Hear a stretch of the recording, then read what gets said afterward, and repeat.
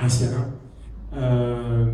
Je suis très heureux je vais essayer de pas être trop long, d'être assez bref. Je suis très heureux de participer à cette inauguration aujourd'hui parce que en fait, il y a, il y a près de 10 ans, à quelques mètres, au 12 rue du Sentier, j'avais reçu à l'époque j'étais président de Silicon Sentier justement, et j'avais reçu tous les candidats de la ville de Paris sur le thème qu'est-ce que vous allez faire pour développer le haut débit à tous les étages des immeubles et d'échelle sociale, parce qu'effectivement, j'avais moi-même ma start-up qui était rue Saint-Denis, dans les anciens locaux de Claude Montana, un petit peu un espace de ce type-là. Et en 10 ans, beaucoup de choses se sont passées et c'est formidable. Et donc, à titre personnel, je crois beaucoup aussi, j'ai vécu le potentiel qu'a ce quartier et Paris et la France du numérique. Quelques mots, pourquoi ce projet, enfin bon, Alain l'a déjà dit, mais simplement dire que en arrivant chez Microsoft il y a 2 ans et demi, j'ai été abasourdi par les moyens investis pour le développement auprès des étudiants et auprès des startups. Et simplement, il manquait quelque chose, il manquait quelque chose dans le dispositif de Microsoft, au même titre que peut-être il manquait quelque chose dans l'écosystème en général. Et ce quelque chose, c'était en fait qu'en 2 ans, on finit par, enfin, un entrepreneur au bout de 2 ans, il commence un petit peu à s'épuiser s'il n'a pas rencontré le succès. Or, en général, ça prend facilement 1 à 2 ans pour arriver à peu près à toucher son produit, son concept.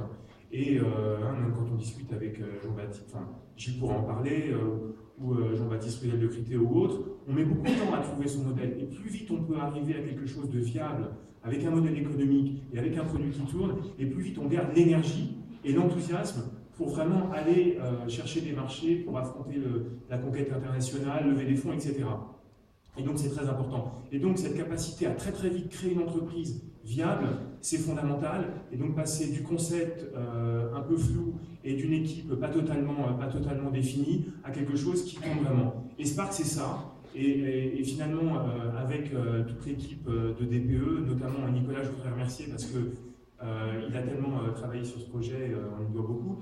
Et Nicolas Couvière. Et donc Spark c'est ça. Et donc c'est vraiment 3 choses effectivement. C'est du coaching technique avec plus de 20 experts de Microsoft qui sont vraiment des champions sur tout type de technologie, du cloud, des technologies mobiles, bien sûr des technologies Microsoft, mais il faut le redire sans faire de prosélytisme, mais pas seulement des technologies Microsoft, mais aussi des technologies open source, et c'est très ouvert. Et dans cet espace, toutes les technologies sont bienvenues, hein, même si on est Microsoft, c'est important de le dire.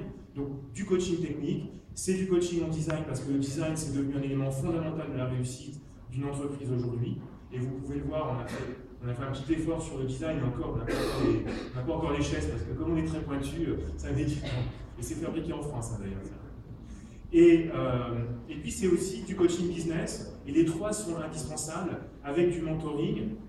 Alors, on a la chance d'avoir Gilles ici, qui nous fait l'amitié d'être ici aujourd'hui, et donc des mentors du calibre de Gilles ou presque, hein, parce que bon, c'est un peu unique, exceptionnel, mais bon, enfin, en tout cas, on met la barre très haut.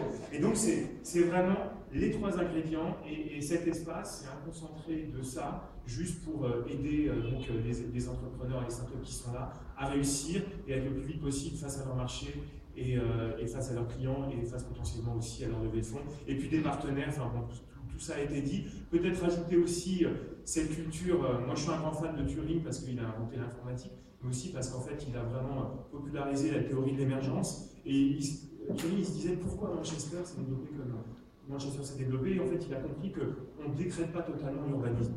Et pourquoi on est venu ici? Parce qu'on ne décide pas forcément où vont se passer les choses. Et ça se passe ici. Et de la même façon qu'on avait à une époque, justement, on avait constaté que Silicon Sentier existait, on a constaté que c'est là que ça se passe. Alors ça ne veut pas dire que demain, et demain pouvant être vraiment demain matin, si de l'autre côté de la Seine il se passe des choses, on n'ira pas aussi parce qu'on veut être là où ça se passe, hein, on sera partout.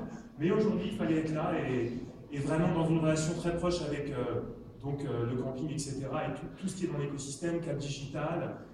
Voilà, on souhaitait qu'il fallait que ça soit là. Et oui, donc, alors je voulais parler de la théorie d'émergence parce que c'est la mise en contact aussi quelque part, mais Roxane va en parler, donc je ne veux pas entrer dans le détail du programme, mais le fait de se rencontrer, c'est aussi comme ça que se font peut-être parfois aussi les meilleures idées. C'est le cas de Critéo. Critéo, c'est 2 anciens Microsoft qui avait monté une entreprise, et puis c'est Jean-Baptiste qui avait monté son entreprise. Ils se sont rencontrés chez Agoranov, chez Jean-Michel Dalle, et ils ont décidé, plutôt que d'être concurrents, de créer leur entreprise ensemble. Donc les rencontres, et c'est pour ça effectivement qu'il y a cet open space, il y a des jeunes artistes qui viennent et qui partagent leur démarche. Voilà, donc on essaye vraiment de créer aussi cette culture. Il y a plein de communautés open source qui viennent se réunir ici. Voilà, Spark c'est tout ça. Un dernier mot, juste vous dire, c'est que le début en fait d'une aventure d'investissement beaucoup plus fort pour Microsoft dans le domaine des startups. On va annoncer pas mal de choses le 28 juin à l'occasion de la conférence développeur Build qui aura lieu à San Francisco. Et c'est une grande fierté que une partie des annonces qu'on va faire commence par Paris, où Spark en fait c'est pas simplement un concept isolé, il va se répliquer dans les plus grandes villes, il y en a une dizaine dans le monde on va dire les plus grandes villes des startups, et il y aura d'autres choses, et donc voilà, on est très heureux. Merci beaucoup. Et je passe la parole à Alexandre.